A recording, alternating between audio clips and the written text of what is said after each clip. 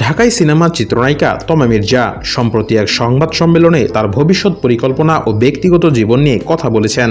তিনি জানিয়েছেন, ভালো কাজের স্বীকৃতি দেরিতে পেলেও এর জন্য তিনি সৃষ্টিকর্তার কাছে কৃতজ্ঞ।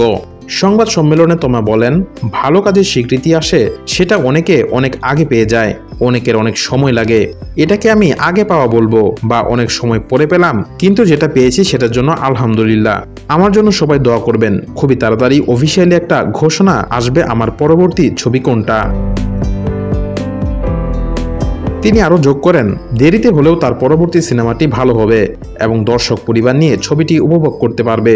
বিয়ে প্রসঙ্গে তিনি জানান, আপাতত তার বিয়ের কোনো পরিকল্পনা নেই, তিনি তার কাজকে গুরুত্ব দিতে চান।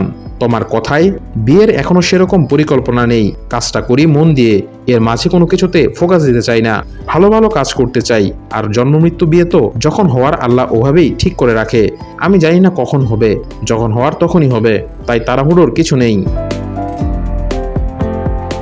সুড়ঙ্গ সিনেমার সাফল্যের পর থেকেই এর সিকুয়েল সুড়ঙ্গ 2 নিয়ে নানা জল্পনা চলছে।